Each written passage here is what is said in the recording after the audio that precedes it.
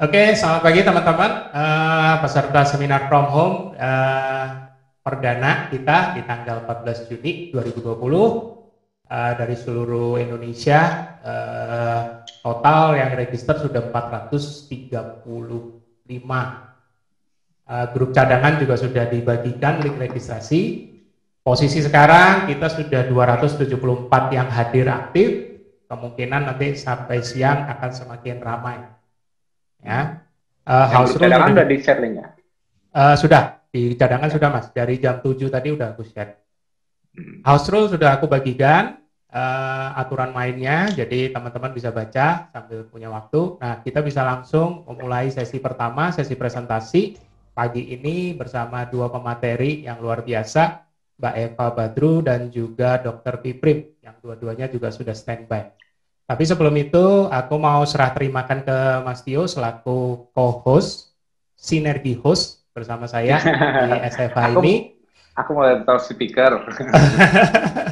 Gak apa-apa Mas, ini kan nanti sudah live. Oke Mas Tio, silakan dimulai. Oke, terima kasih semuanya yang udah hadir di acara perdana dan pertama di bulan Juni ini. Nantinya akan ada lagi tanggal 28 ya, untuk seminar from home. Terima kasih semua yang udah hadir, semoga yang lainnya segera bisa ikut nyusul ya. Kapasitas maksimum acara ini 500. Tapi bila sudah full 500, nanti kalau ada yang keluar, kalau masuk lagi mungkin agak sulit masuk ya Mas Budi ya. Tetap bisa kok. Tetap bisa. Enggak, misalnya sudah full 500 yang hadir hari ini, misalnya sesi siangnya dia keluar sebentar masuk lagi, ya, itu kalau udah full 500 nggak bisa ya. Betul. Jadi kalau misalnya perlu keluar sebentar, baiknya standby. Standby-in aja, misalnya apa supaya channelnya ini apa sih channel ya jatuhnya ya? Iya. Supaya channelnya itu nggak diambil orang. Nah, itu caranya gitu supaya bisa ngikutin sesi pagi dan sesi siang nanti juga. Tapi satu catatan Mas. Tapi satu catatan. Harus pakai sinyal WiFi, kalau nggak jebol kuotanya. Oh iya gitu. Oke. Oke. Terus nanti di acara SFA ini pemateri pertama kita Mbak Eva Badru, FIC ketofastosis ya. Dan juga nanti di pemateri kedua tetap di sesi pagi Dr. Piprim. Nah, nanti seperti di rundown setelah setiap pemateri selesai memberikan presentasinya akan ada kuis ya. Nah, ini mengenai kuis ya. Pastikan audiens ya, para peserta memperhatikan slide yang di-share oleh setiap pemateri. Kenapa? Karena nanti pertanyaan kuis, 2 pertanyaan dari kuis yang akan berhadiah door prize kaos itu akan jawabannya sebetulnya ada di slide. Jadi pastikan menyimak slide-nya baik-baik. Oke? Jadi setiap berlaku di semua pemateri hari ini, 4 pemateri. Jadi tolong diperhatikan, disimak baik-baik penjelasan dari setiap pemateri, ilmunya dicari, didapat. Kalau benar-benar memperhatikan, mengikuti, pasti bisa jawab door prize-nya insya Allah. Oke? Sekarang karena waktunya sudah bisa langsung mulai ya untuk Mbak Eva.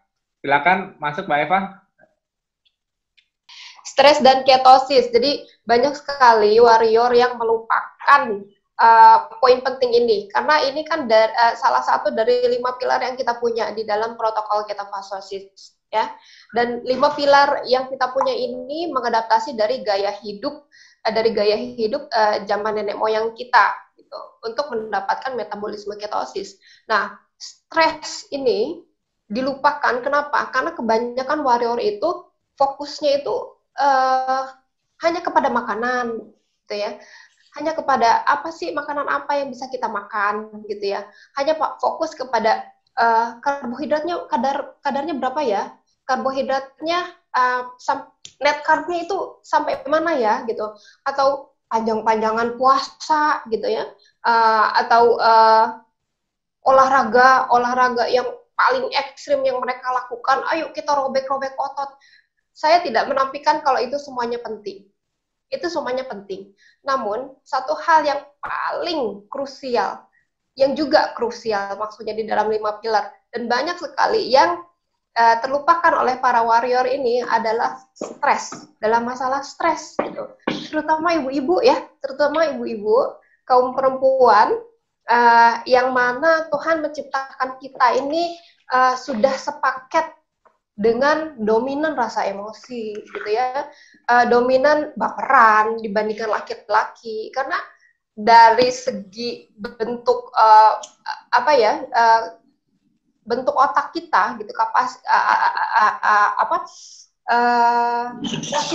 posisi otak kita aja itu sudah berbeda gitu antara perempuan dan laki-laki. Itulah sebabnya secara emosional, secara mental, secara psikologis itu perempuan dan laki-laki berbeda, karena secara fisiologis bentuk otaknya aja udah beda gitu.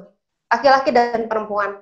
Dan saya selalu menekankan kepada para kaum perempuan, terutama yang sudah ketosis, untuk less baper gitu.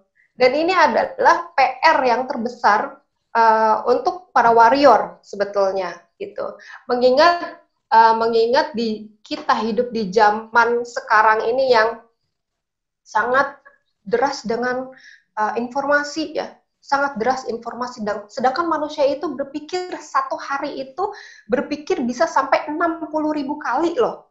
60.000 kali kita melihat informasi, misalnya dari panca indera mata kita aja, kita melihat gitu ya, kita ngelihat kucing kita jatuh, informasi kucing gue jatuh, gue stres gitu.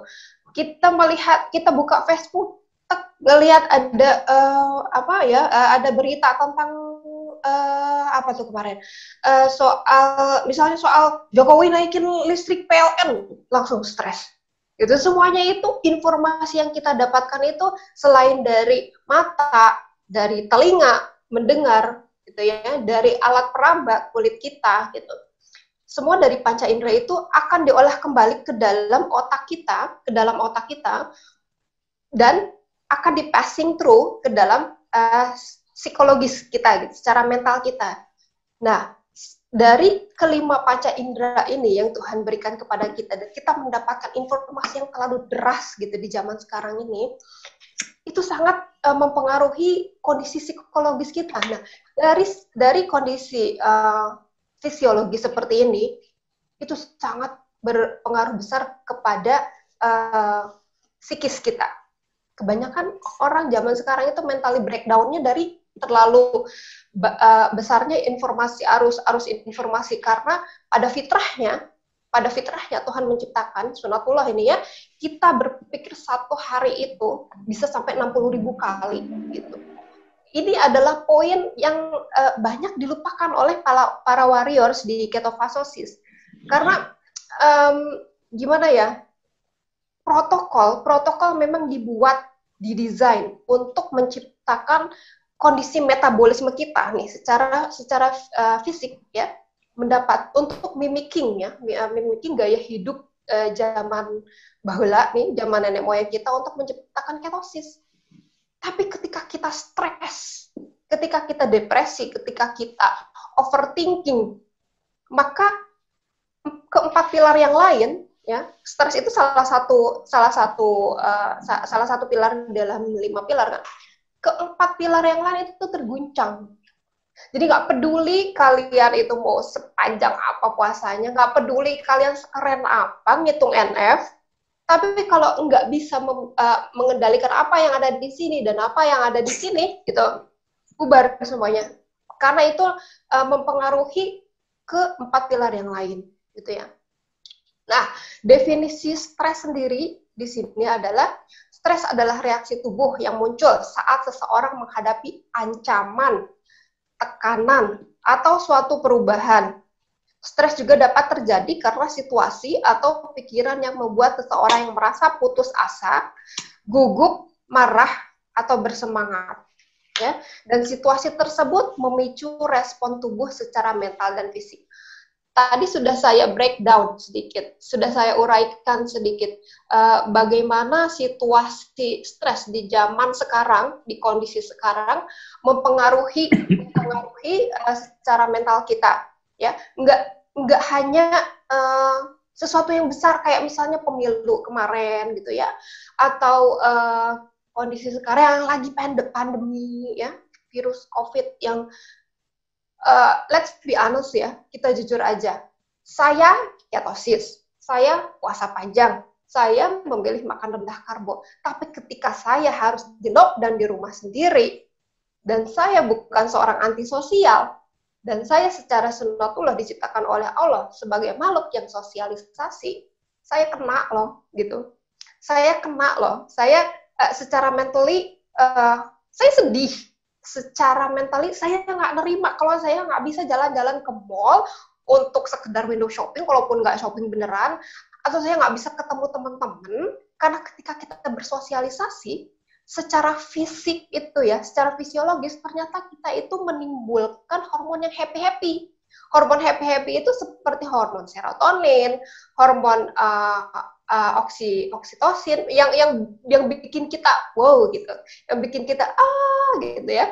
Makanya di dalam, kalau di agama saya, di Islam gitu ya, bersilaturahmi itu adalah satu kewajiban. Harus memanjangkan silaturahim, ukhuwah gitu. Kenapa? Karena secara penjelasan secara fisiologisnya ternyata itu menimbulkan hormon yang bisa membantu kita untuk menjadi terus bahagia dan menghilangkan rasa stres.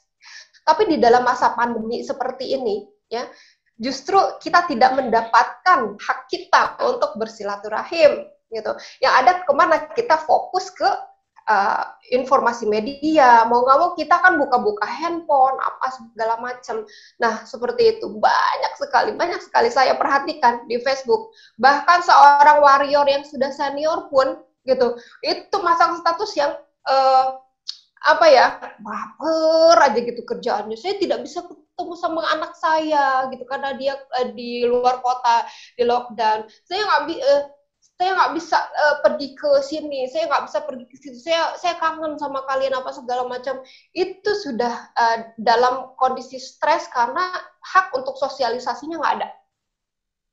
Nah, ketika kita dalam kondisi stres seperti itu, ingat, itu mempengaruhi kepada kondisi ketosis kita juga, gitu ya. Nah, itu adalah hal-hal yang besar nih, masalah pemilu kemarin, masalah Jokowi ya, atau masalah listrik naik, BPJS naik, itu kan perekonomian kita carut-marut, atau masalah pandemi ini gitu ya, informasi yang terus berdatangan, oh hari ini naik positif berapa orang gitu ya, yang meninggal berapa orang apa segala macam gitu, itu kita dapatkan informasinya yang sangat deras sekali gitu dari media. Itu hal yang besar, menurut saya itu ya, hal yang besar. Dan hal-hal yang kecil adalah ketika ibu-ibu harus nonton drama Korea. Misalnya apa ya, The World of Marriage, mungkin ada yang pernah dengar ya, The World of Marriage, gimana apa istrinya itu diselingkuhin sama suaminya, tapi suaminya pura-pura nggak mau ngaku, terus selingkuhannya cantik, nggak tahu diri juga, itu ya hanya dari hal yang kecil seperti itu. Drama Korea, hidup drakor, drama Korea seperti itu aja, banyak sekali yang bikin ibu-ibu nangis beneran, marah-marah sama suaminya bingung, ini kenapa, gua salah apa gitu ya, karena terbawa perasaan. Ini ciri-ciri manusia zaman sekarang yang mudah sekali mentally breakdown gitu. Udah sekali, dari informasi, nonton aja kan informasi, kita dapat informasi dari panca indera kita, panca indera mata kita, gitu kan, and listening gitu. Itu sangat mempengaruhi. Padahal di real life-nya aja kita harus berjibaku dengan kenakalan anak kita, gitu ya, atau nggak peduliannya suami kita, gitu, atau mikirin, aduh kucing saya belum dimandiin, gitu ya. Itu hal-hal yang di real life-nya aja kita tuh sebetulnya sudah terbebani. Dan ini semua contoh-contoh besar dan contoh-contoh kecil yang sangat mempengaruhi kondisi stres kita gitu. Dan ingat ya, situasi stres itu bisa memicu respon tubuh selain secara mental, selain secara mental juga secara fisik gitu. Oke, next, Mas Budi. Nah, kondisi stres itu ya, saya belum ngomongin kondisi stres yang kita punya sekarang. kondisi stres itu natural nggak sih? Normal nggak sih? Alamiah nggak sih? Boleh nggak sih? Oke nggak sih? Diizinkan nggak sih? Pertanyaannya seperti itu. Jadi stres itu sebetulnya sesuatu yang natural nggak sih gitu. Jadi stres itu adalah sesuatu yang alamiah sekali, natural sekali. Itu sunatullah sekali terjadi kepada seluruh manusia di muka bumi ini. Gitu. Stres itu adalah sesuatu yang alamiah, kita tidak bisa menghilangkan totally benar-benar dihilangin rasa stres. Karena ada bagusnya juga loh stress in a positive way gitu. Ada stress in positive way and stress in negative way. Yang negative way ini yang nanti akan jauh punya dampak yang lebih besar kepada kondisi fisik kita, kepada kondisi fisiologis kita gitu. Nah, stres itu akan terjadi selama manusia itu punya rasa emosi, ya. Karena Tuhan menciptakan kita sudah sepaket, mau nggak mau kita live with it gitu, take with it. Kalau manusia yang nggak punya emosi, sudah dipastikan dia adalah psikopat.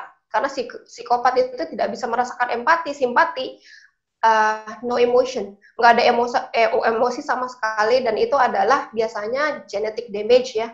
Dan memang dari lahir seperti itu gitu. Atau psikopat bisa disebabkan oleh faktor eksternal. Tapi kalau dari internal biasanya ada kelainan genetik, ada kelainan DNA, RNA dari sejak lahir gitu ya. Nah, selama kita mempunyai emosi, maka kondisi seperti sedih, marah, bahagia, macam-macam emosi kita punya gitu. Kita punya semua itu, dan itu berimbas kepada fisik kita. Yang bisa kita lakukan adalah hanya mengendalikan, tidak menghilangkan, tapi mengendalikan. We control it. Kita masternya atas tubuh kita, atas kondisi mentally kita yang punya kendali. Kita yang punya kendali. Oke. Stres itu akan menjadi sesuatu yang alamiah sekali. Dan nenek moyang manusia kita ya dulu, mereka juga stres loh. Mereka juga stres. Cuman bedanya kondisinya. Kondisinya itu kan dulu itu kita, nenek moyang kita itu enggak mikirin seminar from home yang harus mengandalkan koneksi gitu ya, atau yang bikin koneksinya jelek terus kita mikirin, aduh gimana ya saya jadi pemateri tapi ini kok koneksinya jelek, udah stres aja itu kan. Kalau misalnya diperiksa tuh barusan bisa-bisa saya kedeteksi GDP-nya itu ada spike sedikit gitu. Nah, dulu itu enggak mikirin bagaimana caranya untuk mencari uang gitu ya, bagaimana caranya saya untuk mendapatkan mobil idaman saya, gimana caranya saya untuk mendapatkan makanan enak sehari-hari yang berjudul bretok misalnya, kayak gitu-gitu ya. Nggak ada, mereka tuh nggak mikir seperti itu, karena dulu itu survive-nya nenek moyang kita itu hanya mentok di we have to eat for live. We have to eat for live. Ya, kita harus makan hanya untuk bisa bertahan hidup. Dan itu beda banget dengan kondisi zaman kita sekarang. Kita hidup gimana mikirnya, caranya untuk tetap hidup dan harus makan apa. Itu bedanya. Sedangkan nenek moyang kita dulu itu kan kita harus makan supaya keberlangsungan hidup itu terus ada. Tapi sekarang dibalik. Kita harus makan apa? Kita hidup untuk mikirin makan apa ya hari ini. Dan untuk mendapatkan makanan itu, kita kan punya alat barternya.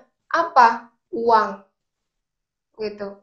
Atau kita mikir hari ini mau ngeksis pakai baju apa, pakai tas apa, pakai mobil apa, pakai jam tangan branded apa, atau apapun itu. Dulu tuh hal-hal tersier seperti itu kan nggak kepikiran gitu. Jadi dulu itu benar-benar survive to live itu just to find food gitu, untuk mencari makanan. Dan ketika mereka mencari makanan yang beda sekali dengan zaman sekarang, mereka ada dalam kondisi kendala-kendala juga gitu. Cuman beda kendalanya, seperti kita bukan karena kebanyakan baca berita di Facebook atau di Twitter ya, atau di media sosial manapun, enggak kebanyakan ngurusin politik, enggak gitu. Enggak kebanyakan nonton drakor yang bikin baper gitu ya, atau bahkan enggak kebanyakan makan tepung-tepungan yang high glycemic index terus jadi hyperglycemic, terus jadi obesitas, terus baperan gitu kan, enggak gitu. Dulu itu kendalanya adalah ketika kamu mencari makanan, kamu harus berhadapan dengan singa gunung gitu ya, kamu harus berhadapan dengan man to man yang juga menginginkan makananmu dan dia pegang tombak gitu. Dan disitulah tingkat stresnya muncul kalau untuk zaman dulu itu. Beda sekali kan sama kondisi zaman sekarang ya, beda banget. Nah, stress is natural. So ketika manusia stres, otomatis semua sistem proteksi mode-nya di dalam tubuh kita dinaikkan semuanya. Gitu, begitu stres. Hormon stres akan dimunculkan, hormon adrenalin juga ikut muncul. Semua hormon-hormon yang bersifat sesungguhnya memproteksi tubuh manusia itu akan dinaikkan. Gitu. Itu sudah sunatullah juga. Itu memang sudah secara by default harus seperti itu. Gitu ya, ketika hormon kortisol naik gitu ya, hormon adrenalin naik gitu, ada adrenalin rush, itu sebetulnya untuk bersifat memproteksi atau melindungi si host kita ini, host tubuh kita dari atas sampai bawah, we are the host gitu. Dan sistem yang di dalam tubuh kita itu semuanya seharusnya bersifat menyelamatkan host, bersifat memproteksi host gitu. Nah, ada gejala-gejala yang diperlihatkan secara fisiologis ya, sambil lihat jam nih. Secara fisiologis di dalam tubuh manusia ketika kita dalam kondisi stres. Nih, let's say zaman nenek moyang dulu ya. Saya ambil kondisi zaman nenek moyang dulu untuk menjelaskan gimana sih stres itu bisa alamiah. Gimana sih stres itu seharusnya menjadi sesuatu yang natural gitu, tidak bersifat melukai gitu. Nah, yang bisa mungkin ini bisa bisa di zoom out atau zoom in, diperbesar. Nah, di dalam kondisi zaman dulu, zaman nenek moyang kita, stres itu dimunculkan untuk fight or flight. Lu tempur atau lu kabur, either way you need energy gitu. Keduanya, ketika lu mau tempur sama singa gunung, lu perlu energi. Ketika lu mau kabur, lari cepat gitu, lu perlu energi. Keduanya perlu energi. Mau fight atau mau flight, tempur, kabur, semuanya perlu energi dong. Dan semuanya itu harus disupport oleh stress hormon. Stress hormon itu bernama kortisol ya, atau adrenalin rush seperti itu. Nah, gejala-gejala ketika kita stres, misalnya ada singa gunung di depan kita mau ngambil kambing kita yang hasil buruan kita, tapi si singa gunung mau makan gitu ya, hasil buruan kita, dan kita mempunyai tekad untuk mempertahankannya. Semua hormon di dalam tubuh kita itu akan mencoba keep up dengan keinginan kita ya. Dan secara fisiknya itu pupil itu akan membesar gitu ya, pupil akan membesar, mulut tiba-tiba kering gitu kan, lalu leher, otot, semuanya tegang, Bo, singa gunung di depan kita gitu loh. Jantung berdetak kenceng banget. Ini mah bukan jatuh cinta, tapi ini mah ngeliat singa gunung yang menerkam gue gitu di depan. Jantung berdetak, nggak selalu harus saat ketemu gebetan kan, jantung harus berdetak kenceng gitu. Lalu ada saking karena terlalu the heart beating is too fast, kita ngerasain ada agak sesak gitu ya, agak sesak, sakit gitu. Otomatis kelenjar keringat itu mengeluarkan keringat yang berlebihan gitu untuk mempertahankan suhu tubuh kita, untuk melindungi suhu tubuh kita gitu. Otot-otot menegang, ready for fight gitu, otot-otot menegang loh. Terus juga oksigen, kita kan akan jantung kan berdetak cepat ya, otomatis kita napasnya juga cepat. Kenapa? Karena semua muscle, otot, brain, otak, semuanya memerlukan oksigen yang lebih. Buat apa? For supporting energy, untuk nge-support energi. Ya, semua brain. Kalau kita lagi tegang terus nggak bisa napas, otomatis hipoksia, pingsan. Dimakan juga sama singa gunungnya ntar. Lalu ada adrenalin release, ya, adrenalin dilepaskan, otomatis tekanan darah juga otomatis meningkat. Lalu ada juga karena hormon itu pada muncul semuanya seperti kortisol dan adrenalin, sedangkan semua bentuk kemunculan hormon di dalam tubuh manusia, nggak peduli namanya mau kortisol, nggak peduli namanya mau adrenalin, nggak peduli namanya mau libido, ketika hormon itu muncul, harus disediakan bahan bakar. Ya, harus disediakan bahan bakar, dan kemunculan hormon itu sangat memerlukan bahan bakar atau energi yang besar sekali. Dari mana coba bahan bakar energinya? Dan hanya satu bahan bakar yang cepat olah.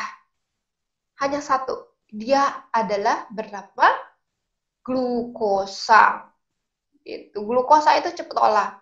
Kalau misalnya ada yang nonton film, aduh lupa lah itu. Jadi dia tuh lagi ada di interspace gitu, nemuin kayak semacam mikroorganisme. Mereka mencoba membangunkan si mikroorganisme itu, mencoba udah dikejut listrik gitu ya, udah dikitik apa segala macam.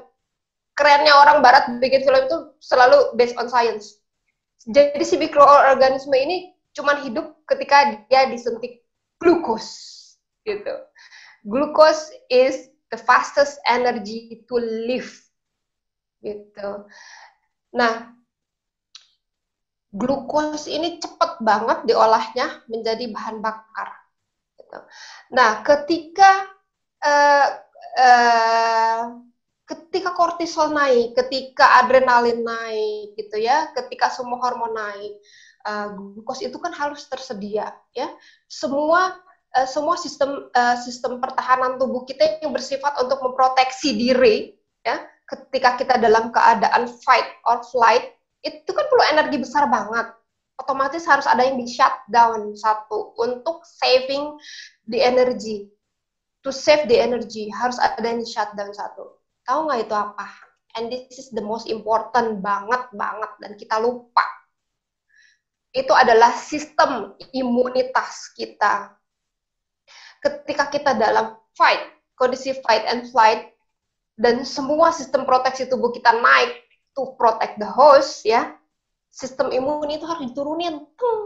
Nggak bisa kita nggak bisa pakai keduanya. Kayak misalnya contohnya, kita itu kalau habis makan jadi lemot gitu ya, kita kalau habis makan jadi lemot, nggak bisa mikir, maunya ngantuk, karena kita harus sharing energi antara otak dan antara pencernaan. Sama dengan fight and flight juga. Kita siap on flight mode, kita nggak bisa membagi energi with our immune system kita gitu. Jadi dengan sistem imunitas kita nggak bisa sharing. So the immunity in our metabolism get down. Gue mau muncul dulu nih, karena gue siap tempur nih gitu. Ini energi gue pakai dulu ya buat tempur ya gitu. Seperti itu. Dan itu adalah sedikit ya, cuma sedikit loh, sedikit gambaran ciri-ciri gejala secara fisiologis ketika kita dalam kondisi stres gitu ya. Jadi bisa nggak itu gejala yang tadi saya bilang itu, coba deh pikirkan, diaplikasikan ke dalam kondisi sekarang. Ketika kamu nonton drakor dalam keadaan nangis-nangis gitu ya, nonton drakor, itu ya, pupil matamu membesar, keringet, sampai air mata itu keluar gitu kan. Atau ketika kamu baca soal pemilu dan terus-terusan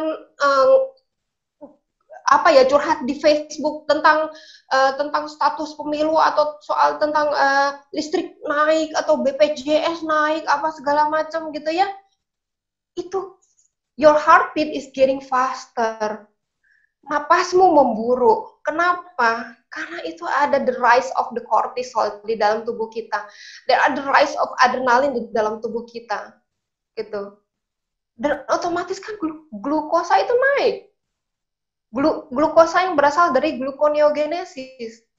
Jadi zaman sekarang ini kita mudah sekali stres, tidak ketika kita itu harus mempertaruhkan nyawa, bukan.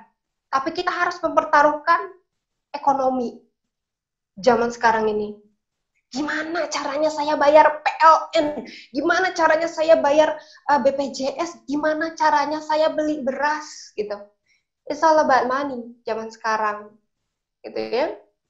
Dan kondisi seperti inilah gitu yang membuat kita dalam mode-nya fight and fight era milenial. Cuman musuhnya itu beda, udah bukan singa gunung lagi, tapi kondisi perekonomian yang kita punya sekarang. Ini yang harus kita sadari gitu ya. Ini yang harus kita sadari, kita hidup di kondisi zaman sekarang yang segala sesuatunya itu mudah sekali memicu stres dari segala macam panca indera kita, terutama mata, telinga, gitu ya. Karena derasnya arus informasi dan kita harus berpikir 60.000 kali sehari. 60.000 kali atau 60.000 kali, ingat ya. Dan itu hasil dari mengumpulkan berbagai informasi. Oke, next Mas Budi.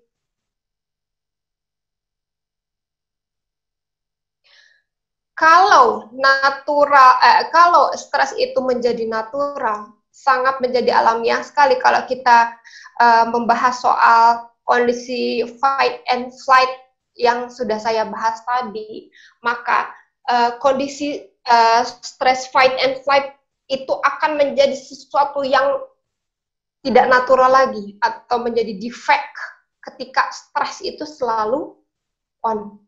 Nyala terus, ketergantungan gadget, mau nggak mau kita baca berita, kita baca status teman yang baper. Dan ingat loh, energi itu punya vibrasi dan dia sangat cepat banget mempengaruhi gitu. Sangat cepat banget mempengaruhi. Sama ketika ada orang nguap, wow, coba deh dijamin kiri kanan depan yang ngelihatnya ikutan nguap. Begitu pula dengan energi, because human, kita manusia, kita terdiri dari energi, dan apapun yang kita katakan, apapun yang kita baca, apapun yang kita terima sebagai informasi di dalam kehidupan kita, itu menjadi suatu energi yang akan mempengaruhi kondisi kita. Dan disitulah ketika kita tidak mampu mengolah informasi, ketika kita tidak mampu untuk mengendalikan energi itu, disitulah kita akan menjadi berkesinambungan stresnya. Karena kita udah nggak punya kontrol di situ. Kita nggak punya kendali. Disitulah stres itu menjadi defect. Udah nggak oke, udah defect, udah cacat, kita yang buat. Karena kita hidup di zaman kondisi dengan tinggi informasi, teknologi, pengetahuan. Ya, the stress is always on, itu yang bikin natural defect. Karena sebetulnya stress is natural. Kenapa? Stress to protect our host, gitu kan? But it's not going to be natural if you keep it on, gitu. Nah, sekarang saya akan menjelaskan gimana secara fisiologisnya ini tuh berdampak kepada metabolisme tubuh kita. Next, Mas Budi. Excess cortisol. Yang namanya hormon stres itu kan kita udah sering dengar lah ya, namanya itu kortisol, nama kerennya ya. Nama kerennya hormon stres itu kortisol. Nah, si kortisol ini seharusnya bersifat memproteksi kita, bersifat to protect our host, the host ya, tubuh kita. Tapi ketika dia sudah excess, ketika dia sudah kelebihan, nggak seharusnya kadarnya yang kortisol naik kita pakai, tapi zaman sekarang kortisol naik kita diem, kortisol naik kita nonton drakor, kortisol naik kita malah naik tangga aja kita pakai lift gitu ya, pakai eskalator, nggak, udah beda. Dan ini bisa excess, ini bisa berlebihan, dan jalannya bagaimana hormon kortisol menyebabkan hiperglikemia. Dia menaikkan gluconeogenesis, seperti yang tadi saya bilang, semua kenaikan hormon itu memerlukan bahan bakar cepat olah kan. Terus kalau kita udah nggak makan karbohidrat itu glukos nih, dapatnya dari mana dong? Kalau kita udah nggak makan, kita nggak mendapatkan glukosa dari makanan, dapatnya dari mana dong? Sedangkan hormon itu ada, dan dia tetap demanding bahan bakar yang cepat olah. Dari mana dong? Mau nggak mau kan liver itu akan menyediakan, dan ini adalah sistem yang sudah default di dalam tubuh kita. Ya, jadi liver itu akan memproduksi gula sintetis atau gula buatan yang bernama gluconeogenesis. Glukosa, neo, baru, genesis, pembentukan. Jadi pembentukan gula baru, tapi dia bersifat sintetis. Ya, dia bersifat buatan di dalam liver manusia. Nah, gluconeogenesis ini bahan bakarnya amino asid atau protein. Dan ketika gluconeogenesis juga on terus, berlebihan diproduksi oleh tubuh kita di liver kita, itu juga akan menyebabkan hiperglikemia. Hiperglikemia adalah ketinggian gula. Kok bisa sih kan kita udah nggak makan karbo misalnya, kita udah nggak makan glukosa dari luar segala macam. Ingat ya, tubuh manusia itu tidak pernah peduli kita dapat glukosa dari mana. Enggak. Dia nggak mau tahu kamu dapat gula dari mana.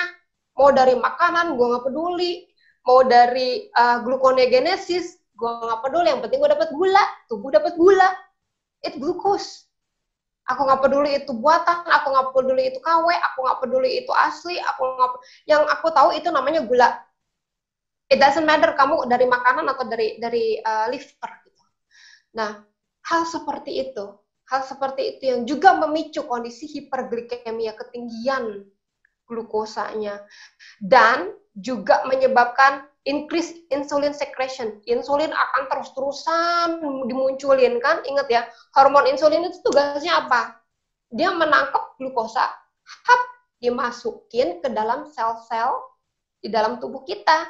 Ya, entah itu dimasukin mau ke trigliserida, mau dimasukin ke sel-sel otot-otot kita, atau di bawah jaringan kulit kita.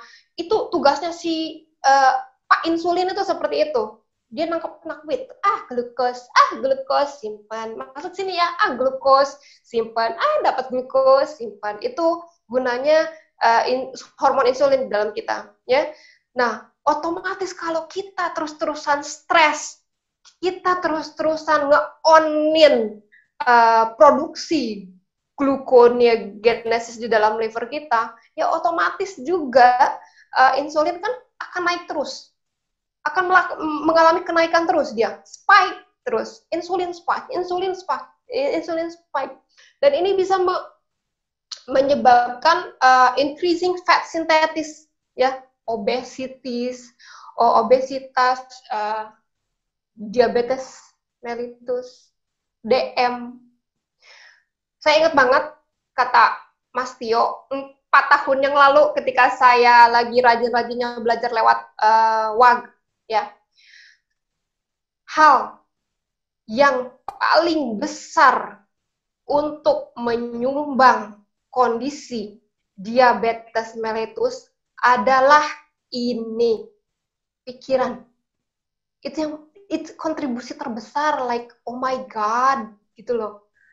Itu mengalahkan banyaknya kadar makanan yang kita makan. Sehebat itukah gitu loh. Sehebat itukah bagaimana kondisi mentally kita, bagaimana kondisi pikiran kita untuk ikut berkontribusi kepada ketidakseimbangannya metabolisme manusia. Makanya saya selalu meng-highlight stres itu hal yang paling penting dan selalu dilupakan oleh para warriors. Gitu. Jago banget puasa WF 3 hari berturut-turut. Tapi statusnya selalu baper misalnya. Tapi selalu marah-marah gitu. Karena kenapa? Karena dia terlalu banyak menyerap informasi yang negatif lah, atau dia entahlah itu dia kurang pandai bersyukur misalnya, ya, atau mungkin dia terlalu jauh dengan Tuhannya, apa segala macam, banyak sekali gitu. Dan stress is very important. Ini adalah salah satu jawaban juga kenapa orang yang sudah ketosis bertahun-tahun tapi penyakitnya nggak kelar-kelar. Ada yang kenapa ya saya udah puasa sehari itu OMAD, 1 meal a day, itu kan yang lagi keren banget tuh OMAD. 1 meal a day, saya biasa puasa 23 jam sehari, 1 jam makan. Tapi kok kenapa ya saya tumor saya kok nggak kempes-kempes gitu, atau kista saya nggak hilang-hilang, padahal saya makannya induksi terus, nggak pernah makan sayur, nggak pernah makan buah gitu. Tapi ketika dilihat secara menyeluruh dan kita nggak tahu ini adalah sesuatu yang miss yang kita nggak tahu, tapi ternyata dia berantem melulu sama suaminya karena suaminya nggak setuju dia KF gitu, atau karena dia mikirin anaknya yang susah belajar, atau dia mikirin hutangnya gitu ya sampai dia nggak bisa tidur, udah kacau karena si tumornya, si kistanya akan terus-terusan dikasih makan lewat produksi gluconeogenesisnya. Kenapa gluconeogenesis ada? Kan dari kemunculan hormon stres kan? Dari kortisolnya itu kan? On terus. Dan tubuh nggak peduli loh. Gula kita dapat dari mana? Nggak peduli lu mau dari mana, yang penting gue bisa pakai ini buat bahan bakar cepat olah. Dimakan lah gitu, dipakailah sama tumor, dipakailah sama cancer, dipakailah sama kista, mereka masih ada, mereka masih eksis. Kita melakukan ketofastosis dan membuat tubuh kita menjadi ketosis dalam rangka untuk meminimkan glukosa, supaya sel CA nggak dapat makanannya, si tumor nggak dapat makanannya, si kista nggak dapat makanannya, gitu kan. Dari makanan kita udah stop, tapi di sini dan di mental kita nggak bisa stop, percuma. Saya bilang percuma, karena kamu sendiri yang selalu menyediakan bahan bakar itu untuk penyakit kita. Jadi makanya jangan aneh kalau misalnya ada yang bilang gini, kenapa ya itu orang udah KF udah lama apa segala macam, protokolnya taat, dalam tanda kutip. Protokolnya taat segala macam, tapi kok ininya nggak hilang-hilang, tapi kok nggak sembuh-sembuh apa segala macam. Wah, KF-nya nggak bener nih, KF berarti sesat nih, KF-nya ini yang keilmuannya harusnya diragukan, karena nih orang kok tambah parah apa segala macam. ingat ya, hal seperti ini tuh multifaktoral dan ada beberapa faktor yang kita miss di dalamnya. Dan salah satunya yang tadi saya ya siap Mas Budi, 5 menit lagi. Yang tadi saya jelaskan. Kalau 30 menit gini saya mesti nge-prep nih. Oke, next Mas Budi. Ekses kortisol. Ketika kortisol itu berlebihan, efeknya untuk tubuh manusia apa sih yang paling kelihatan ketika dia sudah berimbas kepada ketidakseimbangan metabolisme manusia dan outputnya menjadi penyakit? Contohnya seperti apa aja? Nih, di sini kita bisa lihat ya, cortisol, the stress hormone, what it can do, what it affects to our body when we excess. Kalau kita kelebihan di dalam tubuh kita, akan selalu merasa kelaparan. Kenapa? Karena ada insulin spike tadi yang saya bilang. Insulin akan naik terus, dia akan demanding glucose, more glucose, more glucose. Itu yang bikin kita craving gitu. Terus juga ada arteritis ya, penyakit kulit semacam autoimun gitu, dan decrease immune system. Itu sudah dibahas sama kita tadi di pembahasan fight and flight, menurunkan sistem imun. Lalu juga ada mentally depression, sudah jelas, ada hypertension, tekanan darah selalu naik. Ini semua sebetulnya gejala-gejala yang tadi ada di fight and flight loh, ya. Cuman ketika itu sudah berlebihan dan stress is always on, itu menjadi sesuatu yang real dan terlihat kasat mata di dalam tubuh kita. Ya, ketika kita ditekan, ketika kita dicek tekanan darahnya itu kenapa harus 170/90 gitu.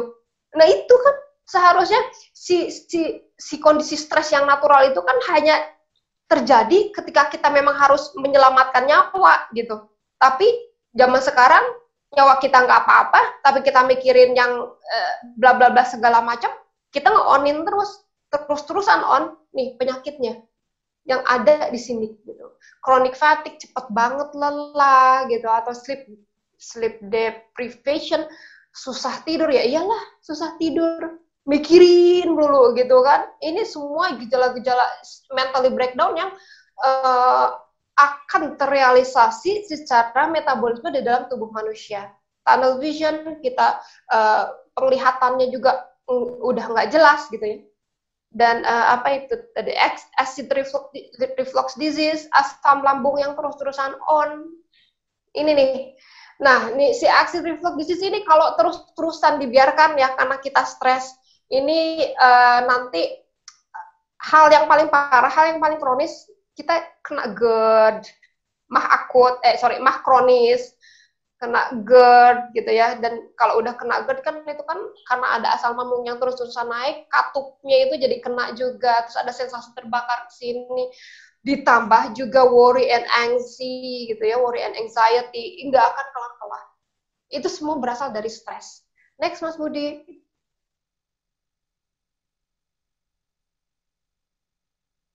Kita di dalam ketofastosis itu mengenal 5 ancestral lifestyle. Jadi gaya hidup nenek moyang kita. Yang pertama, kita puasa. Kita semua tahu kondisi ketosis itu yang paling alamiah, yang paling natural adalah didapatkan dengan cara berpuasa, ya, dengan cara berpuasa. Kita nggak makan, kita puasa. Kita tidur, kita puasa. Orang yang tidur, walaupun dia makan karbo, dia pemakan karbo, ketika tidur dia mengeluarkan keton. Cuman jumlahnya sedikit aja, cuma 0,2 mol. Nggak kayak kita mau bisa sampai tinggi-tinggi ya.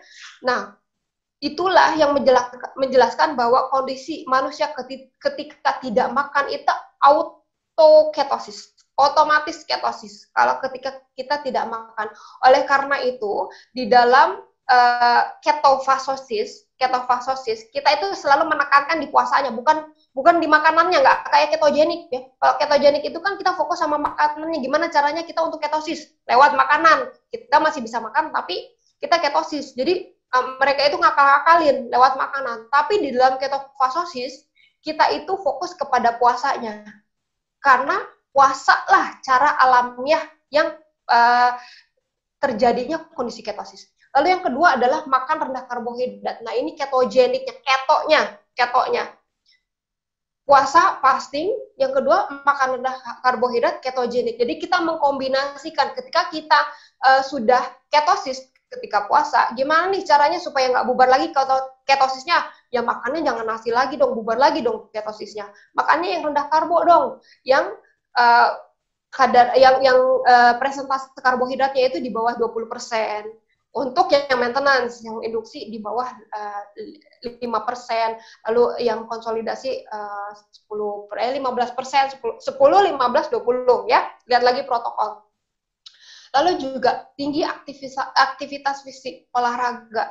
Karena kita dalam kondisi tidak harus selalu lari dari singa gunung dan tidak selalu harus fight dengan macan gitu ya, karena nggak ada singa gunung dan macan di kiri kanan kita, maka kita diharuskan untuk olahraga, dan ini yang membantu untuk meminimkan kondisi glukosa di dalam tubuh kita ya, baik itu dari gluconeogenesis juga gitu. Lalu juga rendah stres. Nah ini yang poin 4 yang saya highlight hari ini, yang banyak sekali terlupakan.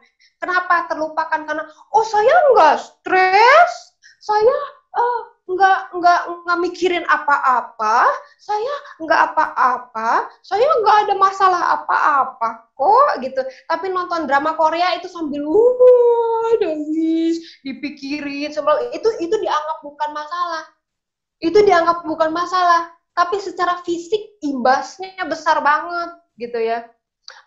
Saya nggak ada masalah sama suami, nggak ada masalah sama anak-anak, nggak ada masalah sama keluarga saya, baik-baik aja tuh, nggak apa-apa gitu.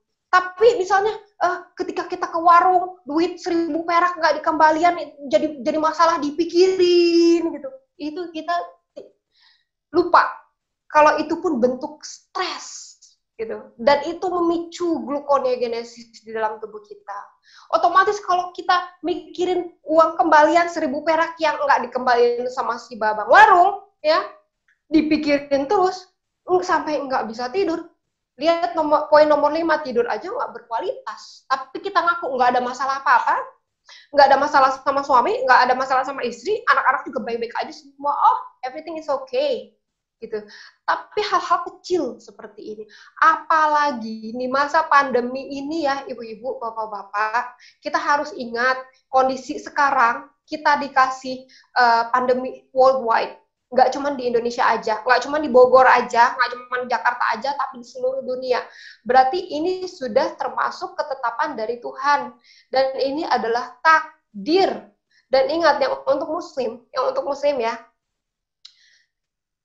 iman, salah satu rukun iman kita itu kan mengimani takdir ya, dan ketika kita marah-marah dengan kondisi seperti ini, ketika kita baper banget dengan kondisi seperti ini, kondisi perekonomian yang terkena imbasnya oleh pandemi gitu ya, dan bikin kita stres apa segala macam, itu ya secara hakikatnya kita itu tidak mengimani takdir kita yang sudah diberikan oleh Allah Subhanahu wa taala. Gitu. Dan jangan sampai kita itu dikendalikan oleh emosi kita, karena Tuhan itu sudah sepaket banget menciptakan kita ya, dengan free will, dengan bebas berkehendak untuk sebagai si master to control everything, to control everything itu. Nah, dengan 5 ancestral lifestyle ini, maka next Mas Budi. Maka ketosis is the solution. Ya, ingat ya. Saya mau masuk ke masalah cheating sedikit aja, 2 menit. Cheating bukan chatting. Chatting itu pencakap-cakap ya. Kalau ini cheating alias selingkuh, dengan kondisi stres yang kita hadapi sekarang ini, yang ada di zaman sekarang ini, dengan tingginya ilmu teknologi dan pengetahuan dan derasnya informasi yang kita punya sekarang ini, yang terus-terusan bikin si stres selalu on terus, dan itu menjadi natural defect ya. Kita udah cheating, saya bilangin. It doesn't matter, nggak peduli kalian, saya nggak makan nasi dong, saya tadi makan tempe, tapi tepung terigunya saya kletekin dong, biar saya nggak termasuk cheating. saya bikin bakso tapi nggak pakai tepung terigu dong, alami gitu ya. Cuman daging sama telur aja, real food kan, saya makannya real food aja dong gitu ya. Tapi si stres selalu on, tetap aja mau sekeren apapun makanan kamu yang kamu jaga nutrition fact-nya terhadap presentase karbohidrat, kalau kamu selalu stres, kamu cheating loh.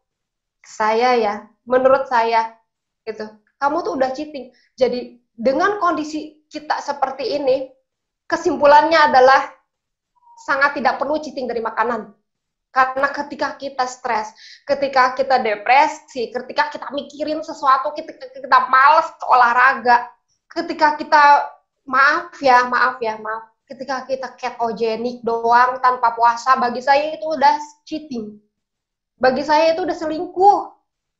Gitu loh. Jadi buat apa? Buat apa sih kita cheating? Aduh, baper nih makan mie ayam nih, gitu. Nggak apa-apa sekali-kali cheating. Lah itu udah numpuk gluconeogenesis di dalam tubuhnya. Ngapain ditambahin lagi dari makanan, gitu. Ya, so pertahankan kondisi ketosisnya, because ketosis is solution. Ketosis is solution, dan ini sangat mempengaruhi secara mentally and psychology. Gitu, Mas Budi. Oke, mungkin segitu aja ya, maaf banget, ini saya udah nge-rap banget nih ngomongnya, dan tadi juga karena ada kendala teknisi juga. Sekian materi dari saya pagi ini, mudah-mudahan berkenan dan mudah-mudahan bermanfaat. Terima kasih, Assalamualaikum warahmatullahi wabarakatuh.